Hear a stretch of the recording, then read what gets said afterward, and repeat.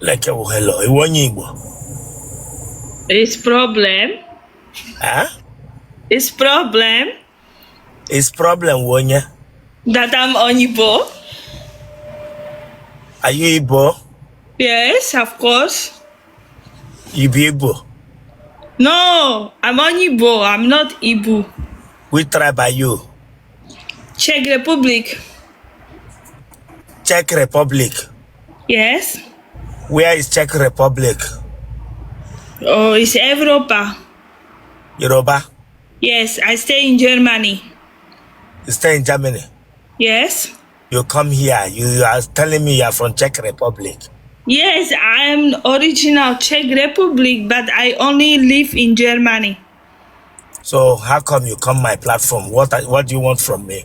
Is it not for everybody to come? It's for everybody. Are you married? No. Are you looking for a husband? Okay, yes. Okay, now listen. My English is small. Okay. Huh? My English is small. I no good for English. Now, I do you interview.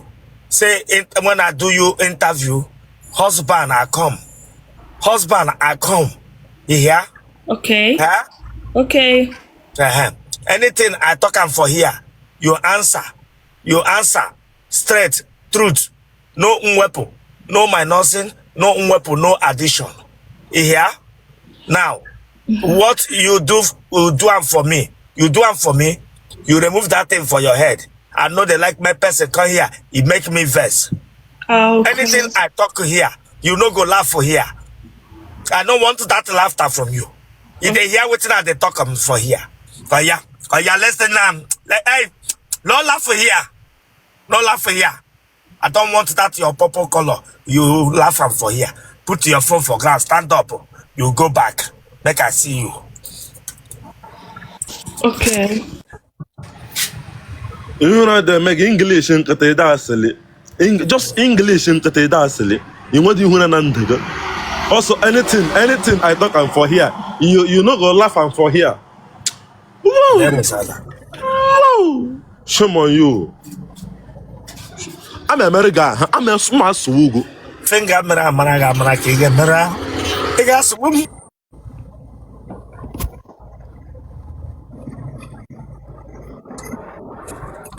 Mpaga o philanthropist. Ele toke de kamne yiro yempe ya wo philanthropist. Ele himbra nga pime. Ana m achọ di. Echagadi. Eh? Ke we shot here. Onweghị. Eh? Onweghị. Ara ọchị ọdịgị. Mba. Then ke we shot here. Ọ dị wish aba mba na-atọ m ọchị. Onye baga mba here. Eh? Ọwara ya gbago. Onye baga mba. Ewe sam. Ị na-ekwukwe ihe ma. Na-ekwukwe ihe gbasara gị. The one onye ji abaga mba.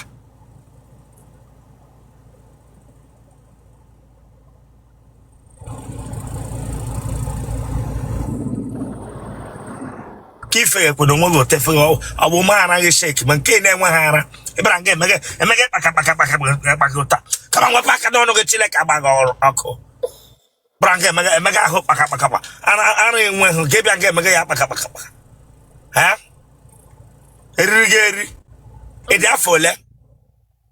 Anọ m 22. Ị nọ 22? Then achọgati ya wụrụ nga ka ịchọgati. Okay, him na me here we interview. Who di ka mmega?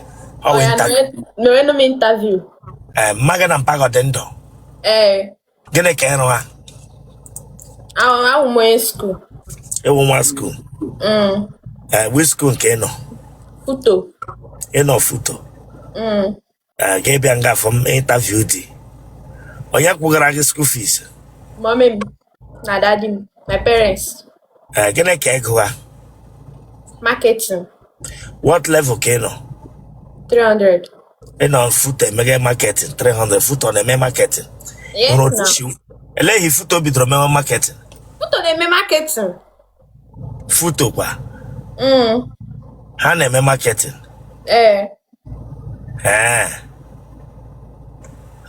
What is marketing? Market no nga na-azụ ahịa na-ere ahịa. Marketing. What is marketing? Chineke agbaga ọkụ. Define ya marketing. Define the alamia. Define ya. What is the definition of marketing? Asinge market. Define the alamia. Define ya marketing. Asinge what is market? Asinge market. What is marketing? Amamia. Emahia. Yeah. Huh? How many pieces of marketing can you? 3. It's our ole. Ato. Piece of marketing. Ato. Define ya 3 pieces of marketing. Emma. Amahumia. Emahia. Huh? And maybe I eat chogati. Huh? Echogati Maya. The way the phone na la biloto gelazo. Okay. Ndo nala. Gelazo. La lebe m gido phone na. Okumare ikpa straight o. Enwere m bow leg.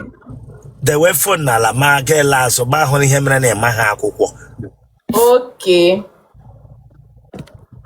Kam dowe nala. Enwere inwesa.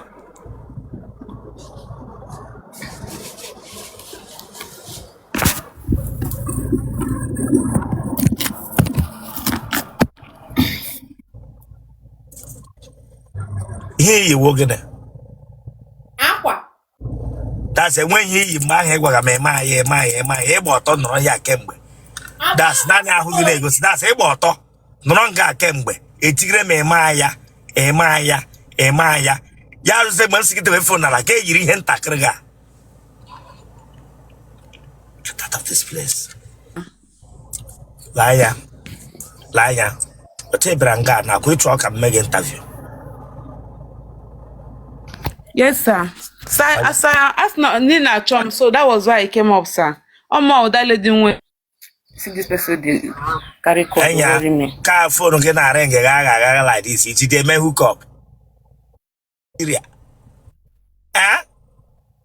No, sir. No, sir. Then he have phone get ring like this. It's a man hook up. Oh, Nana Chom. It's a man hook up. Okay, come to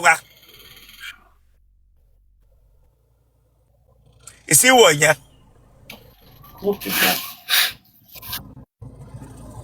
That lady may interview that then singing our mama SS. So it's nam ga 1 year lekwata one before I'm not chodi.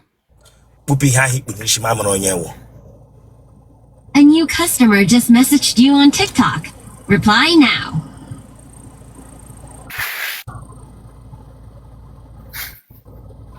No na-esho no nyara. No lekwa Otede ezigbo ibera bịa tige ihe. Le otu ishishi onwe ga agadi nwanyị onye ara agbaga. No na-esho unu just no show unu retired winch is very okay fege n'ime abalị. Ibera nga waga amụ ikpu wig filo na nga akọtago. Moderator.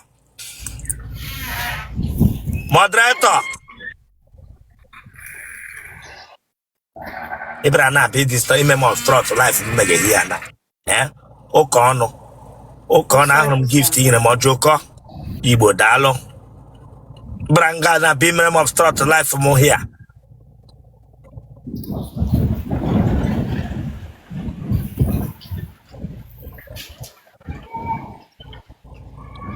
Moderator man no ya.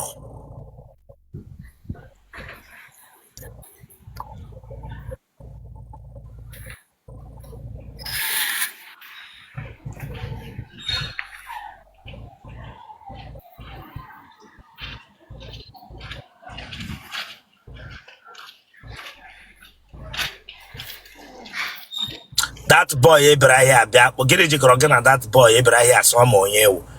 That's ịnọ na TikTok ekege nọmba ekege chat with ụmụ nwoke na-anaghị ahụ ọtọ. Onye ịrụ ha. No, sir. I remember I'm na jeans online and na TikTok. So on here promo grow my page. Can we can with the views for sales?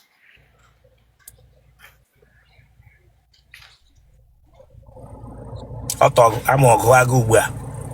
No, sir. Hey. I'm a go aga gata koshweze. I'm a go aga. No, sir. No, sir. Agumambegu. Yes, sir. Ele The stress he take care of my baby alone the much. So nke ha dị ha. nwoke. Ọ na-ehi ụra, sir. Ka m hụ nwa ahụ mara ma ọ ya nwa.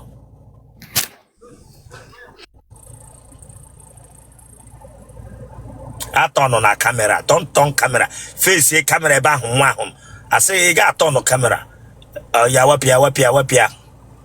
Mejie ya ụkwụ ya. Lekwa otu o shite okwu ehi ụra, big man.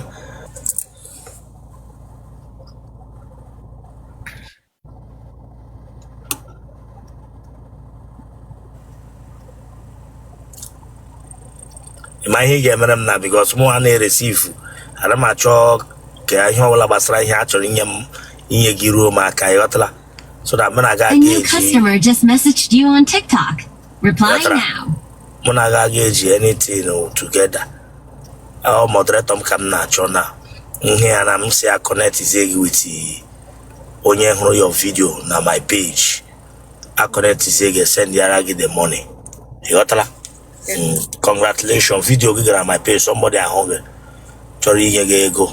Always very big money. You gotta use it wisely. Or go look, give me cut here where I add here. Go look. You gotta.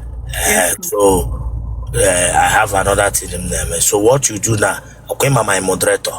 No, sir. Emaya. Yes, sir. Mama Bogra no now. Mama Bogra.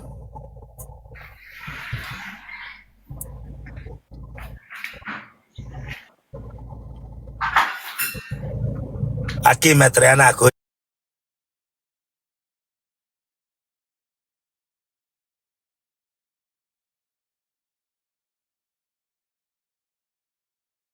charity organization on my page. But my moderator will get gozy. So he gave me now. But I'm not live here. There na my handle. He did na my. Oh yeah, wait. Let me check my moderator again. All right, sir. Thank you so much, sir.